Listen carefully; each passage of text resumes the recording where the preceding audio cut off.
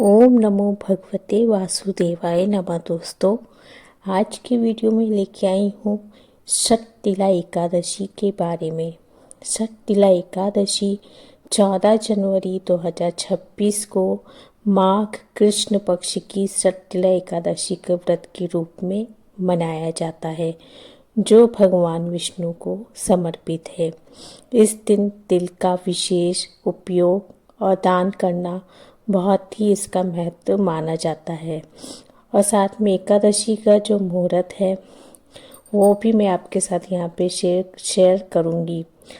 और साथ में आपको ये एकादशी पाप नाश व समृद्धि प्राप्त करने वाली होती है। अब बात कर लेते हैं एकादशी की तिथि का जो मुहूर्त है, कब से शुरू हो रही है, कब समापन है, पारण कब करना है, वो मैं आपके साथ यहाँ पे शेयर कर देती हूँ।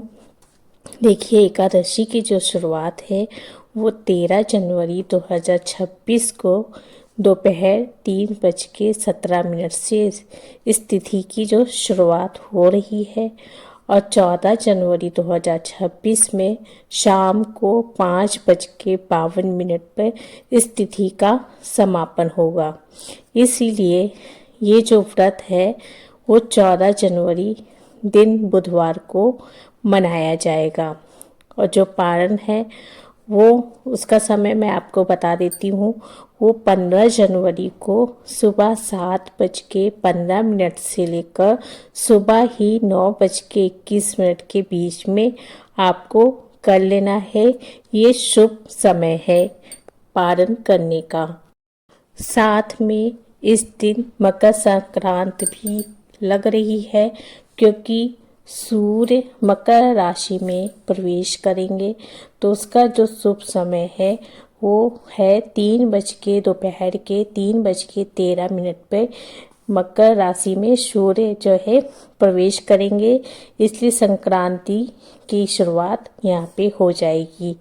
लेकिन मन में ये विचार रहता है, अभी जो स्थिति बनी हुई है, लोगों के मन में संक्रांति की शुरुआत भी मकर संक्रांति की जो शुरुआत हो रही है, साथ में एकादशी भी है, तो इसमें चावल का जो एकादशी में वर्जित माना जाता है उपयोग करना, तो और मकर संक्रांति में चावल का उपयोग किया जाता है, दान दिया जाता है, तो कैसे किया जाएगा।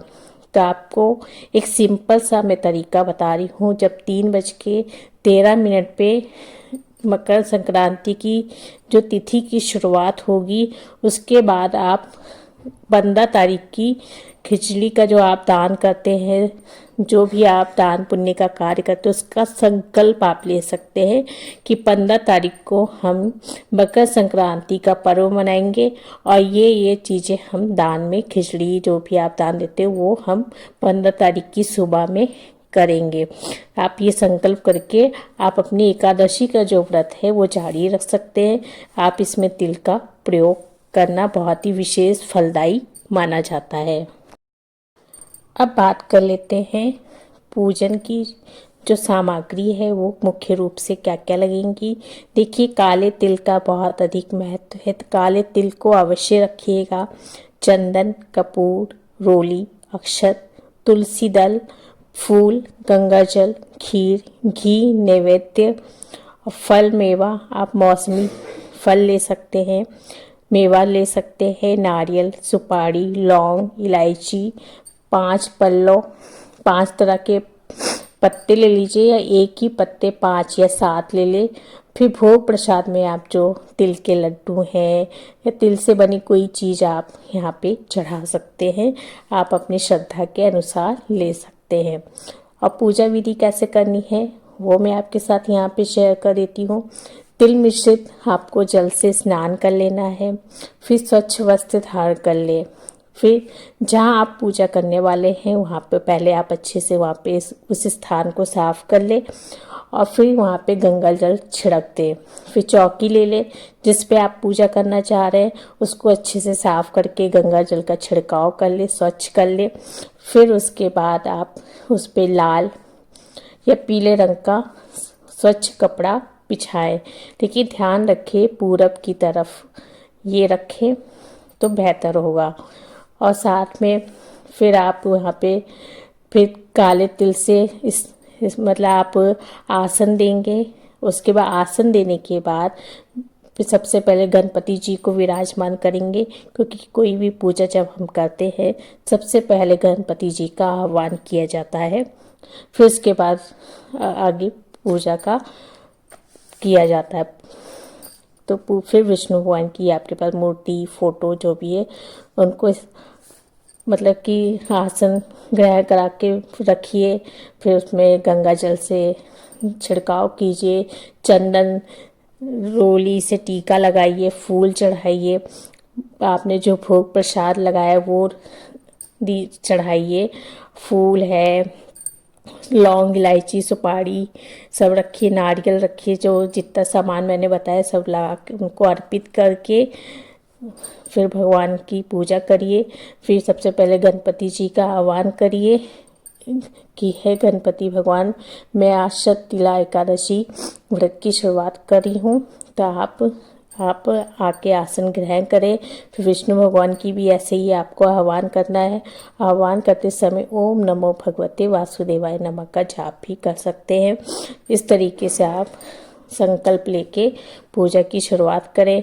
आप ही ओम नमो भगवते वासुदेवाय नमः का 108 बार जाप करें। एकादशी व्रत की कथा को पढ़ें, हवन करें। हवन में तिल का उपयोग करना बहुत ही शुभ माना जाता है। काले तिल का उपयोग जरूर करें। हवन में तिल को अर्पित करें।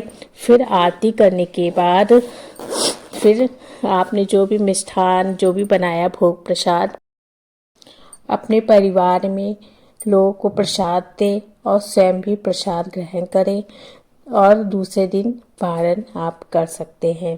पारण का समय मैंने आपको वहाँ पे पहले ही कर दिया है।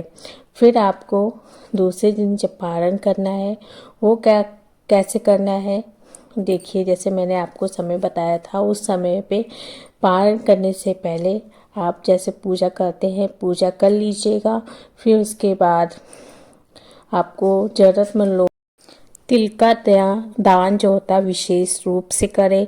साथ में अन्न का दान कर सकते हैं, वस्त्र का दान कर सकते हैं। अपने सामर्थ्य के अनुसार, अपनी श्रद्धा के अनुसार आप जो भी दान करना चाहे जरूर करें, लेकिन काले तिल का दान अवश्य करें।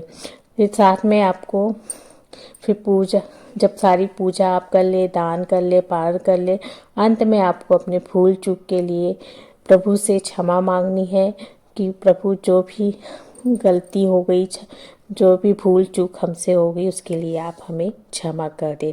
साथ में आपको मैं ब्रह्म मुहूर्त बता देती हूँ। 5:28 से 6:22 तक रहेगा सुबह में। अभिजीत जो मुहूर्त है 12:14 से लेके 12:58 तक रहेगा। सायंकाल की जो पूजा का मुहूर्त है वो 5 बजे से रहेगा। दोस्तों, ये थी शततिला एकादशी के बारे में। अब बात कर लेते हैं महत्व। यह व्रत पाप नाशक, दरिद्रता को दूर करने वाला और मोक्षदायी है। भगवान विष्णु को तिल का दान करना अत्यंत ही शुभ माना जाता है और पूर्व जन्म के दोष को यहाँ पे समाप्त होता है। दोस्तों, ये थी एकादशी व्रत के बारे में। वीडियो पसंद आए तो चैनल को सब्सक्राइब कर लीजिएगा। धन्यवाद।